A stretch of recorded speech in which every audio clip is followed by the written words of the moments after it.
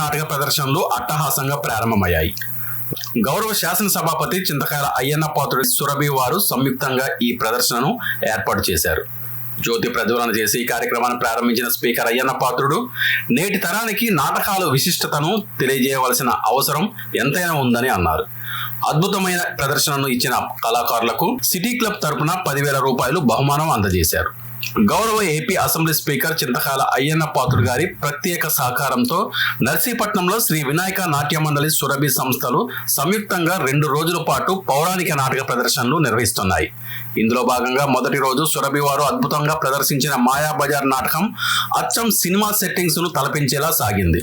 ఈ సందర్భంగా మాట్లాడిన స్పీకర్ అయ్యన్న పాత్రుడు ఆధునిక కాలంలో నేటి తరానికి నాటకాల విశిష్టత పెద్దగా తెలియడం లేదని, కళాకారులను ఆదరించడం మనందరి బాధ్యత అని గుర్తు చేశారు.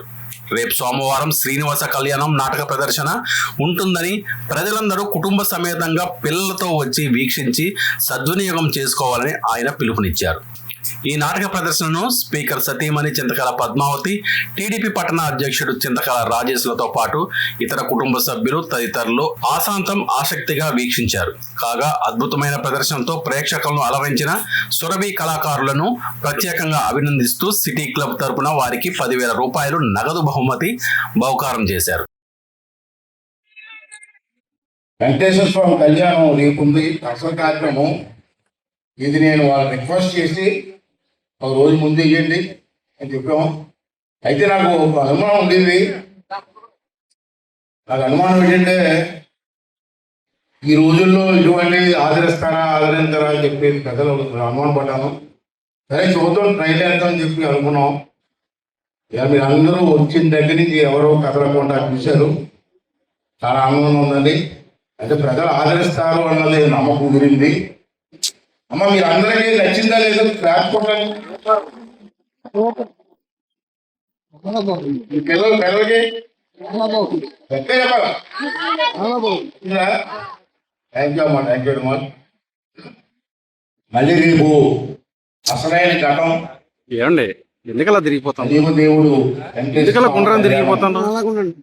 రేపు నాటకంలో కూడా చూపిస్తారు. ఇదే ఈ మొత్తం అందరూ కూడా ఎంతో ఆనందంగా వచ్చి 2:30 గంటలు ఇక్కడ కూర్చొని 3 గంటలు కూర్చొని మీరు ఆశీర్వాదం ఇచ్చినట్టే.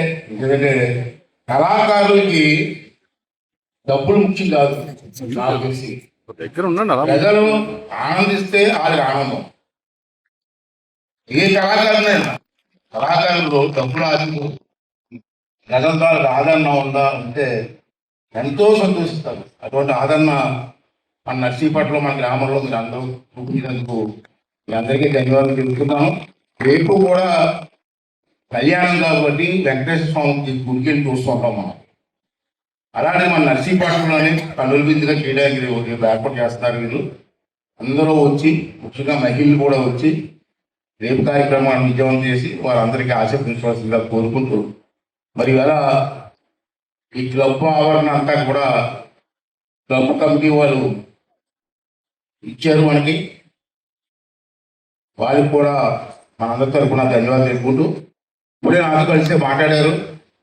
మాకు చాలా నచ్చిందండి. క్లబ్ తరఫున ఏదో బహుమతి ఇద్దాం అనుకుంటున్నాం, కాదనుకుంటా స్వీకరించమని చెప్పండి చెప్పి క్లబ్ కమిటీ మెంబర్లు వీళ్ళందరూ కూడా వచ్చారు. వీళ్ళకి బహుమతిగా క్లబ్ తరఫున బహుమతిగా క్లబ్ కమిటీ వాళ్ళు 10,000 రూపాయలు అనౌన్స్ చేశారు. వారిని వారి చేతుల మీదకి ఎవరు కోరుతుంది మీ చేతులకి. మీరు కమిటీ మెంబర్ రండి. ఉంటాను చూడండి.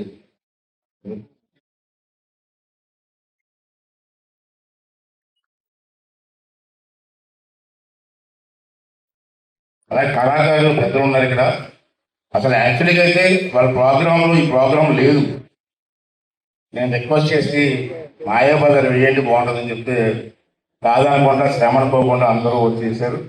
వారికి మన నర్సీపట్నం మీ తరఫున నా తరఫున కూడా ధన్యవాదాలు తెలియజేస్తాను. అందరికీ చిన్న పెద్ద అందరికీ కూడా ఆశీర్వాదాలు, ధన్యవాదాలు. Thank you.